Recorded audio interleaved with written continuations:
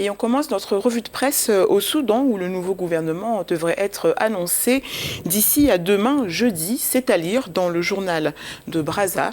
Il s'agira du premier gouvernement du pays depuis la chute en avril du président Omar El-Béchir. Le premier ministre Abdallah Hamdok, qui a prêté serment il y a 2 semaines, devait déjà annoncer un gouvernement le 28 août dernier. Mais les forces pour la liberté et le changement, fer de lance de la contestation qui a conduit à la chute de Omar El-Béchir, lui ont communiqué la liste des ministrables que la veille.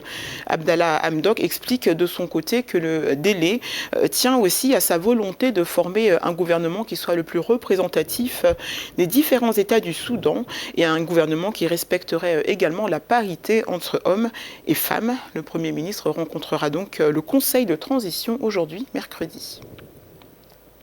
Et on continue de parler des actes de xénophobie en Afrique du Sud.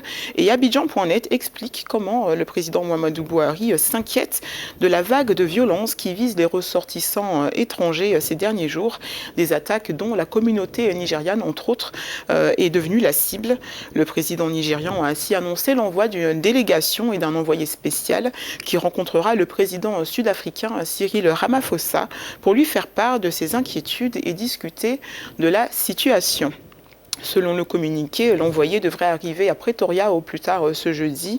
Lundi déjà, le gouvernement nigérian avait menacé de prendre des mesures décisives contre l'Afrique du Sud pour répondre à la nouvelle vague de violence xénophobe qui a frappé Johannesburg et Pretoria.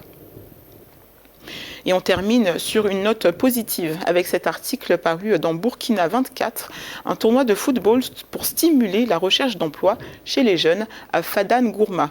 Parti du constat que les vertus du sport ne sont plus à démontrer, Amidou Lompo organise un tournoi de football, la Coupe de l'Unité, qui mettra en compétition 16 équipes de la commune donc de Fadane Gourma, réunies sous le thème « Ensemble pour une jeunesse responsable et citoyenne ». À travers ce thème, j'interpelle tous les acteurs de la vie socio-politique de Gourma à offrir des cadres d'opportunités à notre jeunesse, explique l'organisateur dans cet article. Il appelle également la jeunesse à adopter un comportement plus responsable et à ne pas hésiter à saisir toute opportunité. En marge du tournoi, Amidou Lompo invite toute la population à prendre part à différentes activités civiques avec au programme délivrance massive de cartes nationales d'identité, établissement de nouveaux permis de conduire et conférences publiques sur la création d'emplois et sur l'entrepreneuriat. Le rendez-vous est donc fixé au 5 octobre prochain pour la grande finale de cette compétition.